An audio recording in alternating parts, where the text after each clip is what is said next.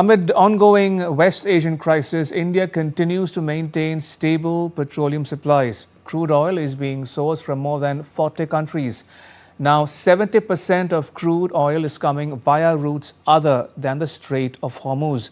Refineries are operating at high capacity, exceeding 100% in many cases, and nearly 100,000 retail outlets across the country are operating normally with adequate stocks.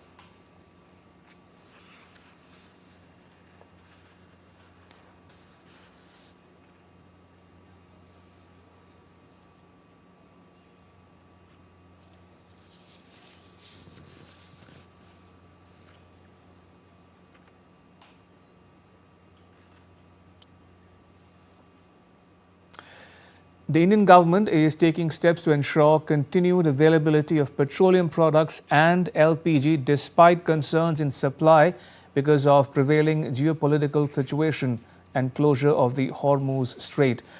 Some of those steps include refineries have been directed to maximize LPG production. LPG production has increased by 30%. More than 25,000 LPG distributors are operating across the country today, and more than 5 million, that is 50 lakh LPG cylinders are being delivered daily.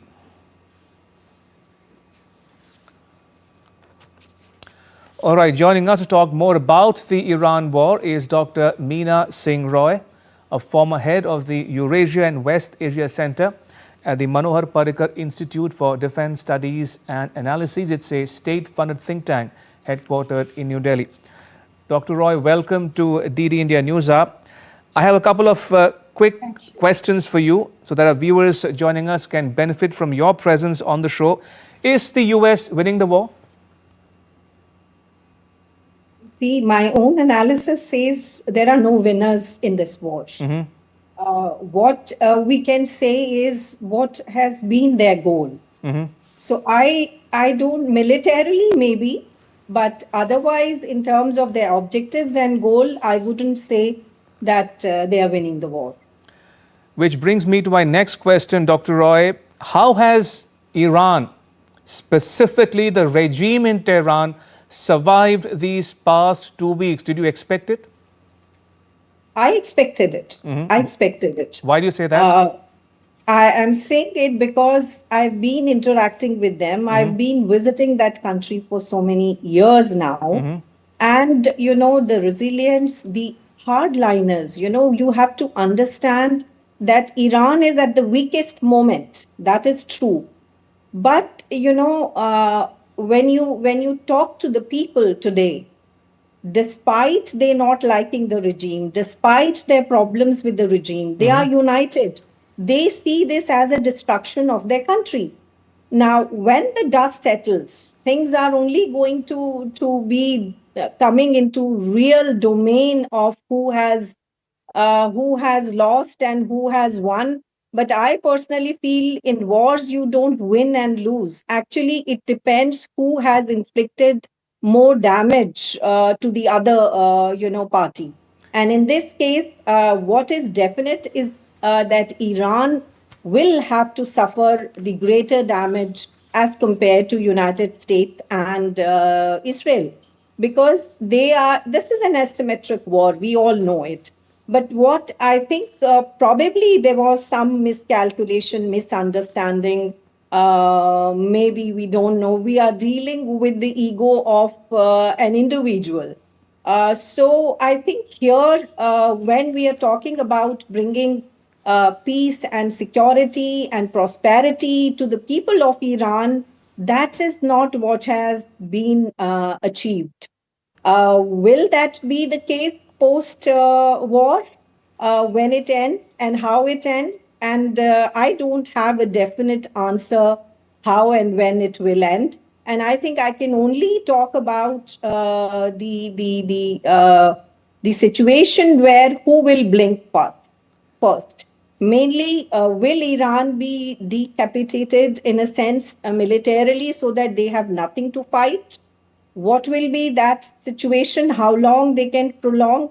And I think this is one question where the jury is still out.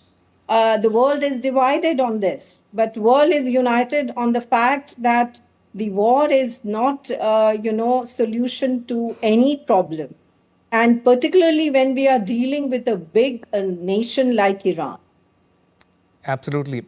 I want to ask you also about President Trump and Prime Minister Netanyahu. But before that, since you referred to ego, whose ego are you referring to? And is ego at play in the Iran war? I'm referring to President Trump and his ego. I think, as far as Israel is concerned, as far as Prime Minister Netanyahu is concerned, and Israel is concerned, there was a paradigm shift, and I think the turning point was October 7 and what unfolded thereafter, and the slogan "Never Again." So one can understand the psychology, the way things unfolded post October 7. And I think nobody in the world ever supported what happened on October 7. But I think the way you deal with the problem, the way world is exposed to the wars and conflicts and violence everywhere, in every part of the world today, we are only seeing war, and the narrative is not peace. The narrative is war and conflict, and the powerful, countries who can kind of push nations to do what they want to do. Fair enough. Dr. Roy, since we are talking about President Trump, I have to ask you this. The Iran war is 2 weeks old now. President Trump Yes. warns of more attacks on Iran next week. So Trump is not willing to take the off ramp just yet. Are you worried? And how worrying should it be for India and the world at large? I am petrified. Let me tell you, it is not worry. I am petrified. I think this is a disastrous, phase that we sitting in India, or we wanting our friends in Israel and Iran, we don't know. The people will pay the cost for it. So I'm not just worried, I'm petrified. What is coming next for all of us?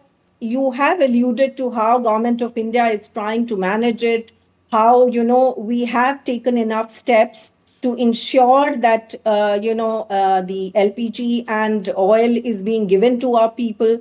I think the internal political dynamics in each country, whether it is Israel, whether it is United States, or whether it is Iran, how things would unfold in coming weeks, we will have to see. Maybe are there, world leaders who can convince President Trump to stop the war and, bring Iran to the negotiating table? We don't know. Fair enough. Let's And talk I a think bit. Let's talk a bit now of at the situation from an Indian perspective, if I may. How do you think India is coping with the crisis? How bad is it, and how bad could it get? Number one, and number two, we've seen the Prime Minister and the Foreign Minister speak to their counterparts in Iran. Do you think it would go a long way in protecting India's interest in that part of the world? I think diplomacy, and an aggressive diplomacy, I would say, is something which is required at this point in time. And our leaders, our ministers are trying their level best. I would have probably expected much more as a researcher, but I'm not sitting on the chair of the power. So I don't understand the limitation at times. But I think, given the stakes that India has, in Gulf, we have our huge Indian diaspora, which is there. The region which was considered to be stable, safe for investment is under attack today. Now our stakes are much higher when we are looking at the Gulf partner. So I think our government has been, trying to talk to Right. the leaders, and I only hope it delivers some positive results for us. And it also, they are able to convince Prime Minister Netanyahu and President Trump that let us stop this war first. Let us de-escalate and see how best we can, bring the negotiating, parties to the table. Maybe India could offer that if there is any will and desire. We see now that the Iran has been attacked, Right. they are not in any mood to negotiate. So the Right. best policy for India is to try and control the damage on us, and how best we can do it by talking Right. to each party. And I think that is what is unfolding from our side. One last question before we wrap it up, Dr. Roy. Do you think if this war does not or will not end anytime soon, in that case, do you think other actors such as Russia and or China would come to Iran's rescue? I don't think the way, we are wanting the involvement of Russia and China in this war is Okay. what has happened till now. It's a difficult challenge, but I'm willing to put my head on the block and say that for me, I don't think they will directly get involved unless, there is also, this whole thing floating in the Twitter that President Trump has said we will nuke. And that is what a very, very scary situation.